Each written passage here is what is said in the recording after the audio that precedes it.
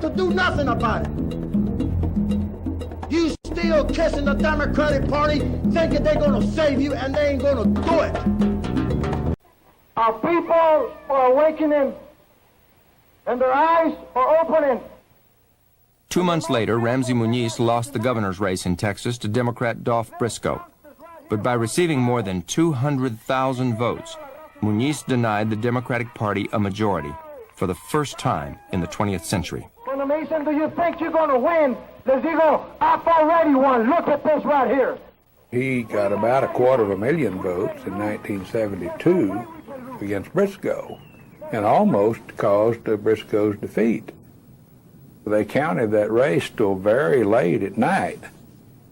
By golly, that was close that night, and he almost pulled off what I think was the plan, and that is, if we can't win, we're not going to let the conservative Democrat win. In 1972, Ramsey Muniz, a former football star at Baylor University and an attorney, announced that he would run for governor under the Raza Unida banner. The key to the city, but we just don't want the key. We want the key to the whole state. Ramsey Muniz was a very attractive candidate.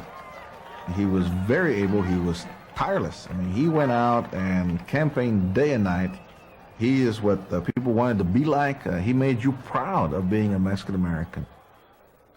And he'll tell you, I went to fight for my country. Hell, if we're good enough to die for the country, we're good enough to get an education in this country.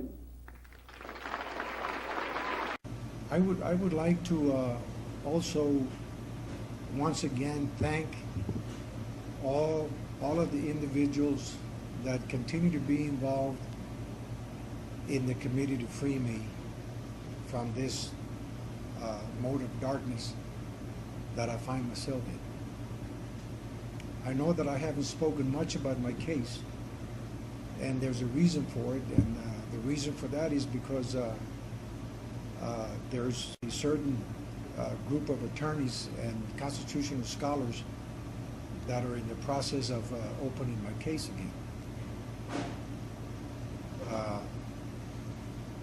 There's no question about the injustice that was committed against me, especially in this last case. Prosecutional misconduct, the withholding of evidence to the very end of the trial, where the federal judge threatened the government with a contempt of court, not giving us sufficient time for investigation and preparation of the case after we found the evidence that they had withheld from us. There was a certain person, and this is the first time that I speak about this publicly, that had dealt with the U.S. government. And he was arrested by the government. The person had contacted our office in order to hire our office to represent his brother, who was incarcerated at that time in California.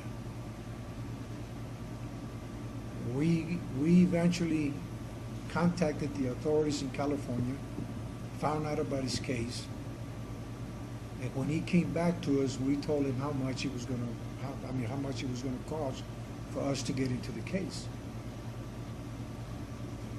He told us that he would come back and speak to us, and then came back, and little did we know that he was trying to enter into a drug deal with the U.S. government that he didn't know was the U.S. government.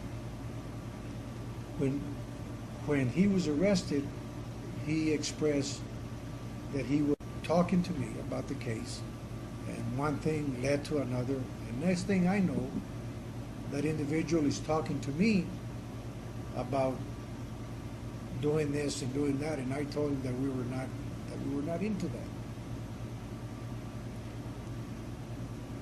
The rest you will find as part of the trial proceedings. I was arrested. that particular person was a material witness to our case. At the time of my arrest, he was put in an airplane and he flew to Mexico.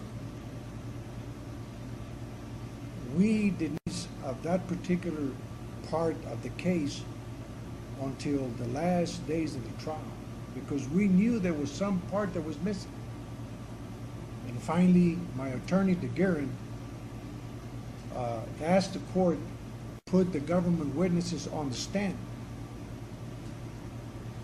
And one or two of them perjured themselves about not knowing anything about it. And finally, the judge was going to hold them in contempt and made them bring that particular part of the evidence before us. And it stated where this particular person had entered into a conspiracy and blah, blah, blah, and this and that, and that's part of the trial that we're trying to get back to. I am not guilty of the charges that I was charged with. For what the government had, my sentence was a death sentence. I have been sentenced to life sentence without parole.